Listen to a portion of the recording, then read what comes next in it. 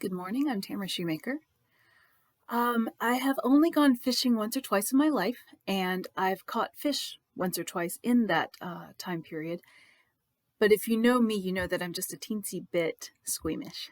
So touching fish and worms is just not high up on my to-do list. I prefer not to if I can help it. But this one time that I went fishing, I had a very patient friend nearby who kindly baited the hooks for me, and she dehooked the fish that I caught, and then she released them back into the lake without me having to touch anything.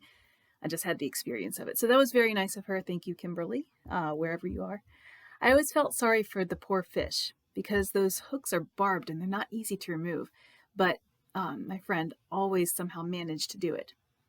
So some more squeamishness. If you ask me where steak comes from, and especially if you ask me where steak comes from while I'm enjoying a really good pot roast, I'll tell you that it grows on the refrigerated shelves at the grocery store. I just sort of intentionally and blindly deny the reality of the slaughterhouse because I can't stand the thought of animals dying and ending up on my plate, right? I don't think it's wrong to consume meat. I'm not a vegetarian, but closing that mental curtain is the only way that I can see delicious meat, potatoes, carrots, and gravy on my plate instead of a cow staring at me with like these reproachful eyes. Why? All right. I'm very thankful for farmers who handle these realities better than I do. I haven't been able to face the facts, I admit, and even though they happen, I can't think about it. So here I'm going to think about it just for a second, only because James goes there, so I'll go there too, but only just for a second. So James 5, chapter 5, verses 1 through 6 begins with some powerful words of condemnation against the rich. Again, as with the passages in chapter 2, James doesn't seem to be only referring to wealth, right? He holds up a magnifying glass over top of these rich people, not zooming in on their bank accounts themselves, but rather on the attitude that they carry around as a result of the wealth that they've hoarded. So Paul reminds us in his first letter to Timothy that it's not money itself that corrupts a person, but rather the love of money that comes with it, right? If one person has money, that person has sort of a social responsibility that accompanies that wealth, right? A certain obligation to not misuse or missteward the money that they've acquired. So Paul says, but godliness with contentment is great gain, for we brought nothing into this world and we can take nothing out of it. That's from 1 Timothy 6 and 7. So none of us are taking our Mercedes or our Apple Watches or our European vacations with us when we go. How content are we? If we measure ourselves by that, it doesn't matter a single red cent how much wealth we've got in our Swiss bank accounts or our stocks or our bonds.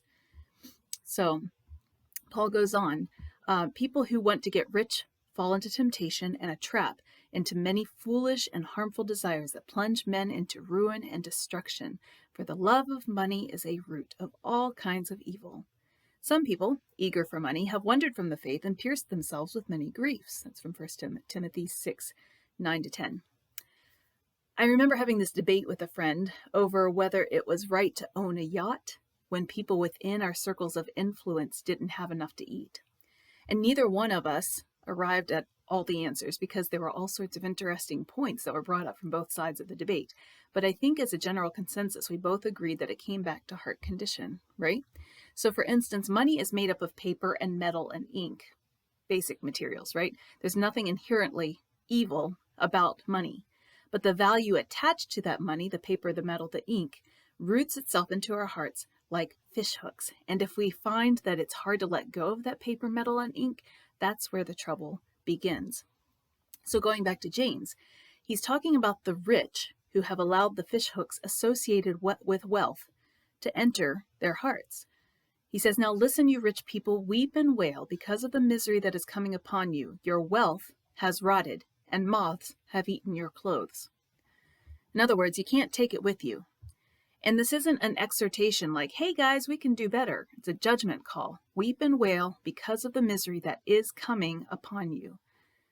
To note, it doesn't appear that James is speaking to the church here. In most of the places where he is, he addresses the people he's speaking to as brothers.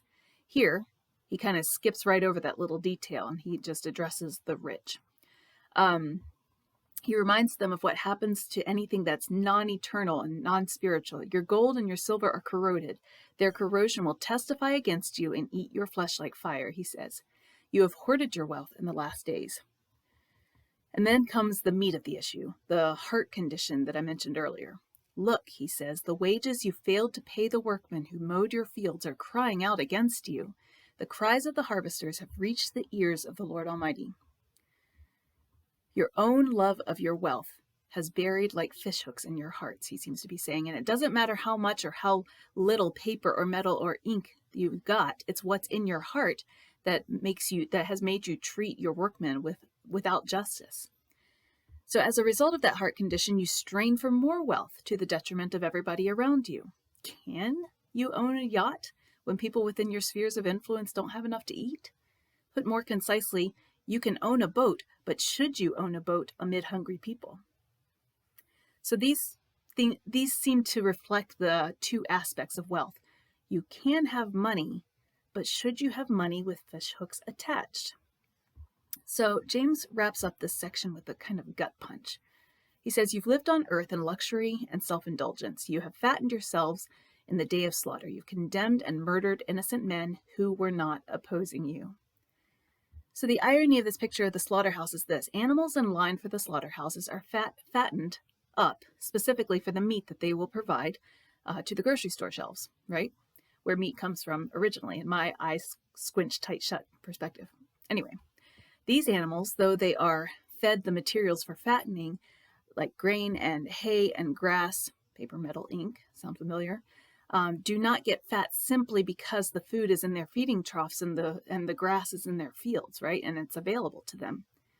They themselves consume their own food until they themselves are ready for slaughter.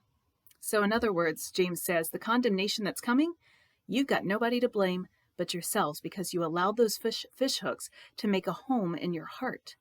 Money, not the issue. Love of money, issues all over the place. So even though James didn't seem to be addressing the brothers, the church, it still seems wise for us to take stock of our heart conditions, right? What fish hooks do we have buried in our hearts?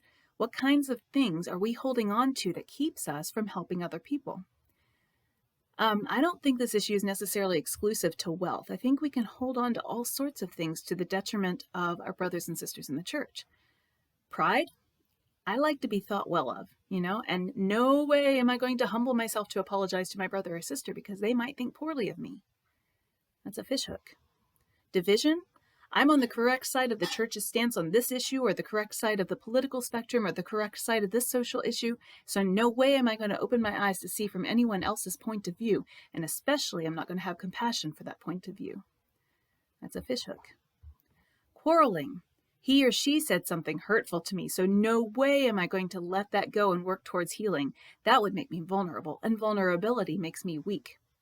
That's a fishhook. I'm going to go back to the law of love that James mentions in chapter 2, verse 8. It says, love your neighbor as yourself. There's a whole lot of fishhooks that get removed from hearts when this particular law is followed, first in the heart and then in the action. James is all about the faith and the deeds following from the faith.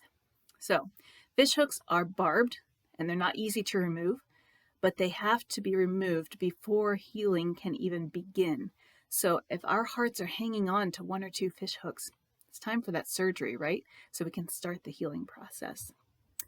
Hope that is encouraging to you today. I know it's got some harder things to think about, but I hope it is still encouraging. And blessings on your day, and I will see you tomorrow.